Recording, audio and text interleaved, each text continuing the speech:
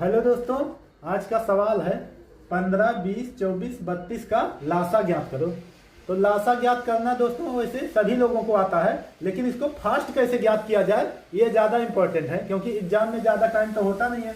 तो देखिए यहाँ पे 15, 20, 24 और 32 का एलसीएम ज्ञात करना है। तो हम क्या करते हैं, अभाज्य गुणनखंड विधि से ज्ञात करते हैं। तो सबसे छोटी अभाज्य संख्या कौन सी होगी? 2। तो 2 का गुणनखंड कितना है? 32। तो यहाँ पे 32 हो जाएगा पहला गुणनखंड। अब देखिए 3 से भी कट रहा है कोई एक संख्या तो 3 हो जाएगा गुणनखंड। 5 से भी कोई एक संख्या कट रहा है तो 5 हो जाएगा गुणनखंड। और किसी से कट रहा है 7 से 11 से तो नहीं कट रहा है, बस इतना ही है। तो यहाँ पे देखिए 3 पचे 15, 15 से 32 में भाग दीजिए। 3 पचे 15, दूना 30 के 0 हासिल 3 और 15 3 45 और 3 48। हो गया काम। इसका जो एलसीएम होगा 480 होगा।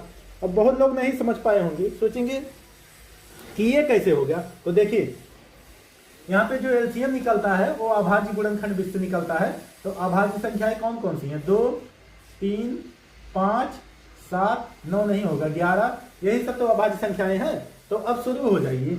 तो 2 से सबसे पहले स्टार्ट कीजिए। तो 2 से अब ये बताइए कि इन चारों में 2 से किसी एक संख्या में भाग लग रहा है? तो हाँ लग रहा है, लगभग कई संख्याओं में लग रहा है। 24 में, 20 में, 32 में लग रहा है। तो 2 का स्क्वायर कीजिए 4 से। क्या 4 से किसी एक संख्या में भाग लग रहा है? तो हाँ लग रहा है, 4 8 32। अब 4 का दुगना कीजिए 8। क्या 8 से किसी एक संख्या में भाग लग रहा है? तो 8 चौक 32, हाँ लग रहा है। अब 8 का डबल कीजिए। 16 से क्या किसी एक संख्या में भाग लग रहा है? तो 16 से हाँ लग रहा है, 16 दूना 32।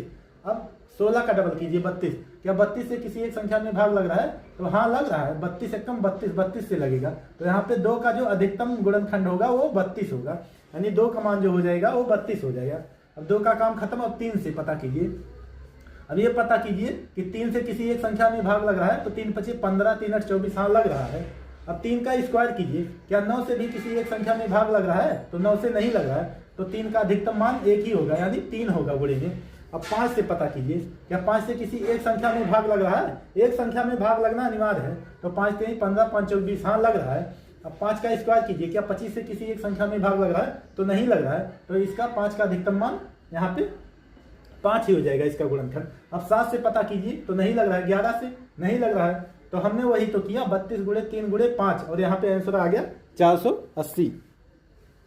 तो आप इस तरीके से एलसीएम एकदम फास्ट तरीके से निकाल सकते हैं।